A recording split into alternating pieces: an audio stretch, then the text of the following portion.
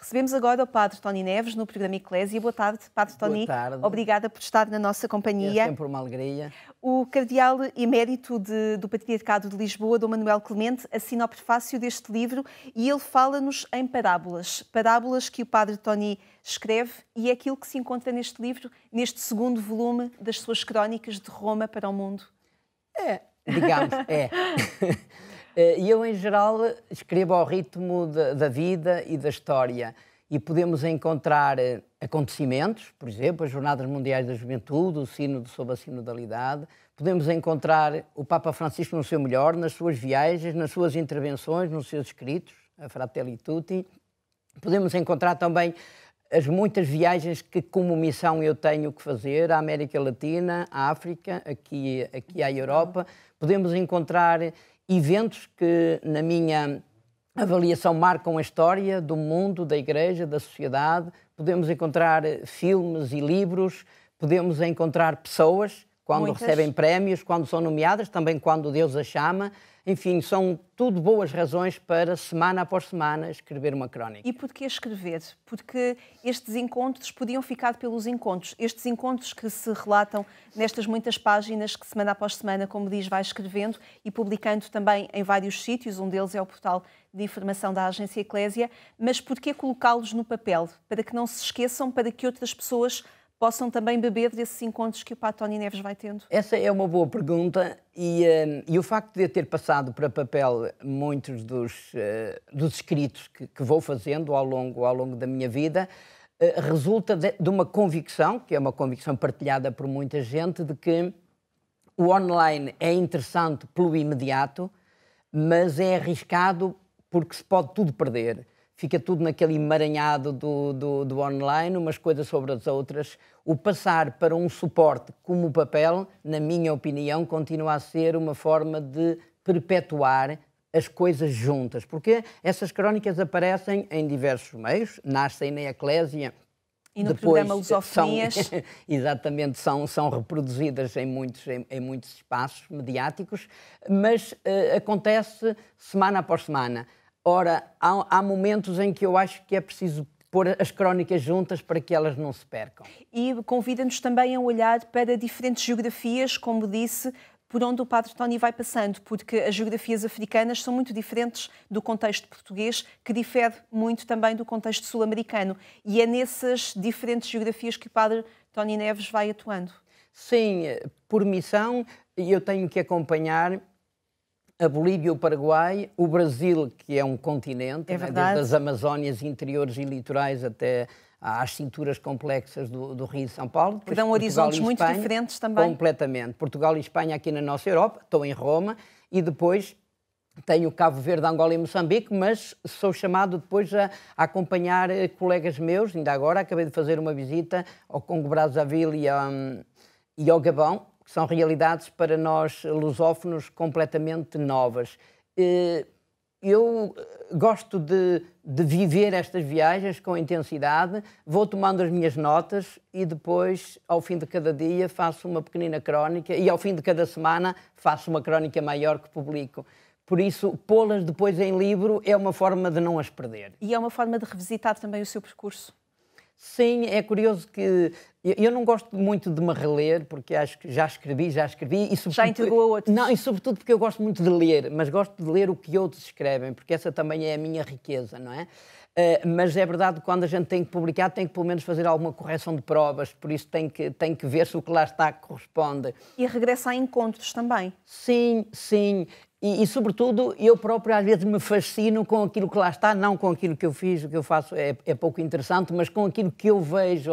Há testemunhos de vida e de missão que são fantásticos e que muitas vezes não tocam só o aspecto religioso, o aspecto cultural, o aspecto familiar, o aspecto esportivo, enfim, há muitas dimensões com as quais eu me confronto nestas visitas, nas minhas leituras, nos meus encontros, e que são, para mim, de uma riqueza enorme, e é por isso que eu as tento passar também para a crónica. E neste livro, Lusofonias de Roma para o Mundo 2, textos compilados desde 2021 a 2024, o mais recente é já deste ano, mas o primeiro ainda é do tempo da pandemia.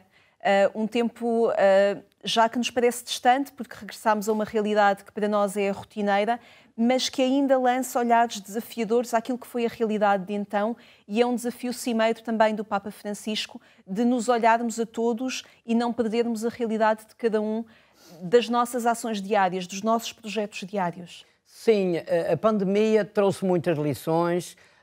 A minha avaliação é que se calhar nós não capitalizamos suficientemente essas lições e se calhar não fomos capazes de, como humanidade, crescer, e foi pena. E eu recordo sempre aquela grande celebração que naquela noite o Papa Francisco fez numa Praça de São Pedro vazia e a chover, em que o Papa pegou no texto bíblico da tempestade que Jesus acalma e dizia a determinada altura algo que para a humanidade, para mim, é absolutamente decisivo. O Papa dizia: estamos na mesma barca, a enfrentar as mesmas tempestades e ou nos afogamos todos ou nos salvamos todos. Ou seja, esta ideia de que cada um sozinho faz o que lhe apetece e que está tudo muito bem é uma ideia que tem muito pouco de humano. Nós, como pessoas, somos comunhão e é em família que nos temos que viver e que nos temos que salvar. É por isso que muitas das opções políticas que vamos fazendo enquanto cidadãos e enquanto países, muitas das opções políticas, na minha opinião, deixam muito a desejar, porque optam, sobretudo, por um individualismo que mata um caminhar juntos e que faz com que depois as sociedades se tornem extremamente injustas, gente muito rica, gente muito pobre, e o pão que chega para todos, afinal, falta a muitas bocas.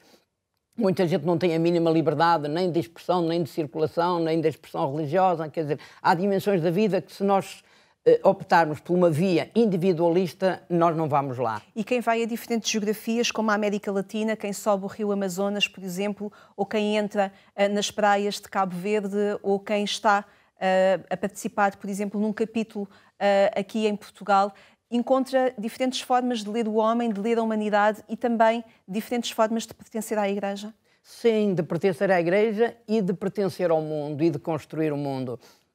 Eu lembro-me quando estava no Acre, no Alto Juruá, tem lá uma rádio que se chama Verdes Florestas, que nasceu, foi a Igreja que criou, que fundou, agora é uma rádio que não está diretamente ligada à Igreja. Eles fizeram-me uma entrevista e eu recordo-me que uma das perguntas que me faziam era: porque é que vocês na Europa têm tão pouca preocupação ecológica? Portanto, a jornalista era uma senhora que me fazia essa questão. E eu disse: bom, na Europa é um bocadinho como em todo lado. Há quem tenha preocupação ecológica e há quem não tenha. Há quem tenha práticas ecológicas no seu cotidiano e há quem se esteja a baldar para isso, não é? Mas é verdade que, sobretudo depois do Papa ter publicado a Laudato Si, as questões de uma ecologia integral são questões fundamentais e nós temos que as viver. Quando a gente vai, por exemplo, à Amazónia, sente que a ecologia é uma questão decisiva, mas no Congo, também naquelas florestas equatoriais, é rigorosamente a mesma coisa. E é relatando esses encontros que depois também se forma quem vive, por exemplo, na Europa ou quem vive noutros contextos. Sim, o meu papel também é muito o papel. Eu não sou propriamente um administrador, um gestor. Eu sou, sobretudo, um sensibilizador, um formador. É a responsabilidade que tenho agora. E um fazedor de encontros. Sim, participo em muitos encontros, organizo muitos encontros e lá o que eu faço é transplantar de uns lados para os outros aquelas que eu considero serem as melhores práticas, a nível de igreja, a nível de sociedade, a nível de cultura, a nível de ecologia. E se eu estou, por exemplo, em Angola, eu falo de coisas que vi e que vi viver, por exemplo, na Amazónia ou na Europa. E se eu estou na Amazónia, falo de realidades de Angola e de Moçambique e de Portugal e de Espanha. Quer dizer, é esta riqueza partilhada que nos faz crescer. E esta riqueza partilhada pode ser levada para vários contextos. Agora, neste livro, que somos convidados a ler, a folhear e a deixar de nos encontrar e participar nestes encontros também que o Padre Tony nos propõe. Muitíssimo obrigada por ter estado connosco. Foi um gosto encontrá-lo aqui também. Obrigada também pela edição deste livro e destas crónicas e destes encontros que nos propõe.